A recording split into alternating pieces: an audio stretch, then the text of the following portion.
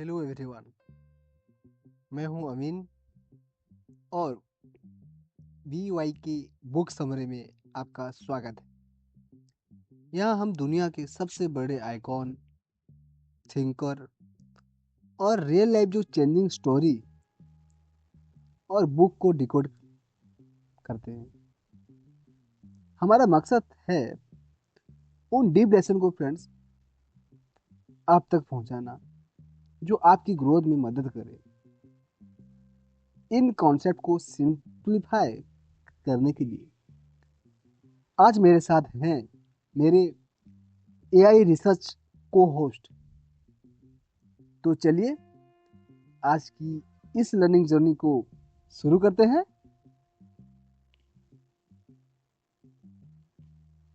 सोचिए, एक ऐसा इंसान जिसने अमेरिका जैसे देश की नींव रखी, वो स्कूल सिर्फ 2 साल गया हो। यकीन करना थोड़ा मुश्किल है ना? आज हम बेंजामिन फ्रैंकलिन की कहानी को समझ रहे हैं। एक आविष्कारक, एक लेखक और एक डिप्लोमेट जिसने पहले खुद को बनाया और फिर एक पूरे राष्ट्र को आकार दिया। आज के जमाने के बड़े बड़े निवेशक जैसे चार्ली मंगर, वो भी फ्रैंकलिन को अपना गुरु मानते थे। और जानते हैं क्यों? खासकर उनकी लगातार सीखते रहने की आदत की वजह से। फ्रैंकलिन की जिंदगी इस बात का सबसे बड़ा सबूत है कि सीखते रहना ही असल में सबसे बड़ी सुपर पावर है। पर सबसे हैरान करने वाली बात तो यही है। जी हाँ, जिस इंसान ने दुनिया को इतना कुछ सिखाया, उसकी अपनी फॉर्मल स्कूलिंग बस 2 साल की थी।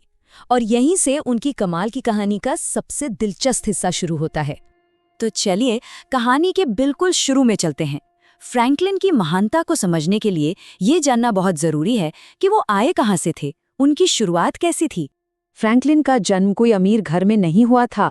वो 17 भाई बहनों में से एक थे और उनके पिता बॉस्टन में एक मामूली सा साबुन और मोमबत्ती बनाने का काम करते थे। घर में इतने पैसे नहीं थे कि बेंजामिन को पढ़ा सकें, तो महज 10 साल की उम्र में उनकी पढ़ाई लिखाई छूट गई। तो 12 साल की उम्र में उन्हें अपने भाई की प्रिंटिंग की दुकान में काम पर लगा दिया गया। और जानते हैं, यही दुकान उनकी असली यूनिवर्सिटी बनी। यहीं पर उन्होंने सिर्फ छपाई नहीं सीखी, बल्कि शब्दों की असली ताकत को पहचाना। और फिर जब वो सिर्फ 17 साल के थे, अपने भाई से किसी बात पर झगड़ा हुआ और उन्होंने एक बहुत बड़ा, बहुत हिम्मत वाला कदम उठाया। वो बोस्टन से भागकर फिलाडेल्फिया चले आए। जरा सोचिए, जेब में बस कुछ सिक्के और भविष्य का कोई अता पता नहीं।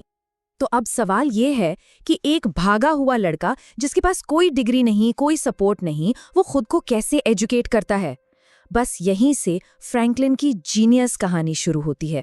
उन्होंने अपनी खुद की यूनिवर्सिटी बना डाली। तो पहला सवाल, बिना किसी टीचर के वो अपने जमाने के सबसे बेहतरीन लेखकों में से एक कैसे बन गए? इसका जवाब छिपा है उनके खुद के बनाए एक बड़े ही अनोखे तरीके में। उनका तरीका ना कमाल का था। वो सिर्फ पढ़ते नहीं थे, बल्कि किसी लेख को पूरी तरह से डीकंस्ट्रक्ट करके फिर से बनाते थे। देखिए, वो द स्पेक्टेटर मैगजीन के अच्छे अच्छे आर्टिकल पढ़ते, फिर हर सेंटेंस का मतलब बस कुछ शब्दों में लिख लेते। कुछ दिन बाद उन नोट्स को देखकर वो पूरा आर्टिकल अपनी भाषा में लिखने की कोशिश करते और फिर वो अपने लिखे हुए को असली आर्टिकल से मिलाते थे। ये अपनी गलतियों से सीखने का एक जबरदस्त, बहुत ही जबरदस्त तरीका था। लेकिन फ्रैंकलिन सिर्फ अपना दिमाग ही तेज नहीं करना चाहते थे। नहीं, वो अपने कैरेक्टर, अपने व्यक्तित्व को भी तराशना चाहते थे। तो सवाल ये है कि खुद को एक बेहतर इंसान बनाने के लिए उन्होंने क्या किया? इसके लिए भी उन्होंने एक सिस्टम बनाया। उन्होंने 13 गुण 13 वर्च्यूज की एक लिस्ट बनाई, जैसे संयम, शांति, अनुशासन। और फिर हर हफ्ते वो सिर्फ एक गुण पर फोकस करते। और कमाल की बात यह है कि वो एक छोटे से चार्ट पर रोज ट्रैक करते थे कि वो उस गुण पर कितने खरे उतरे। ये तो आज के हैबिट ट्रैकर्स का 18वीं सदी वाला वर्जन हो गया। मतलब खुद को सुधारने का एक पूरा साइंटिफिक तरीका। तो ये जो इतनी मेहनत वो खुद पर कर रहे थे, इसका नतीजा क्या निकला? ये सिर्फ पर्सनल ग्रोथ के लिए नहीं था। इसी मेहनत ने उस नींव को तैयार किया जिसने एक भागे हुए लड़के को एक राष्ट्र का निर्माता बना दिया। ये जो बदलाव है ना, ये देखने लायक है। एक तरफ वो नौजवान जो साइलेंस डगुड जैसे नकली नाम से छिपकर लिखता था, और दूसरी तरफ एक ऐसा लेखक और डिप्लोमेट जिसे पूरी दुनिया जानती थी। एक गरीब भागा हुआ लड़का अब एक नए देश के फाउंडिंग फादर्स में से एक था। जरा इस टाइमलाइन पर नजर डालिए। 1723 में जो लड़का फिलाडेल्फिया भागा था, वही लड़का 1752 तक आसमान में पतंग उड़ाकर बिजली के रहस्य सुलझा रहा था और 1776 आते आते वो अमेरिका की आज़ादी के घोषणा पत्र को लिखने में मदद कर रहा था और क्रांति के लिए फ्रांस से समर्थन जुटाने जैसा मुश्किल काम भी कर रहा था। और उनका असर सिर्फ राजनीति तक ही नहीं रुका। उन्होंने बाइफोकल चश्मे का आविष्कार किया, जिससे आज लाखों लोग पढ़ पाते हैं, अमेरिका की पहली पब्लिक लाइब्रेरी शुरू की, पहला फायर डिपार्टमेंट बनाया और यहाँ तक कि पोस्टल सिस्टम की भी नींव रखी। उनका असर हमारी रोजमर्रा की जिंदगी में भी था। तो फ्रैंकलिन की इस कमाल की जिंदगी से हम आज क्या सीख सकते हैं? उन्होंने हमारे लिए कौन सा ब्लूप्रिंट छोड़ा है? सबसे बड़ी सीख तो यही है, फ्रैंकलिन ने ये साबित कर दिया कि अगर सीखने की सच्ची लगन हो और खुद पर अनुशासन हो तो कोई भी डिग्री या फॉर्मल एजुकेशन आपको रोक नहीं सकती। जिज्ञासा और अनुशासन से पूरी दुनिया बनाई जा सकती है।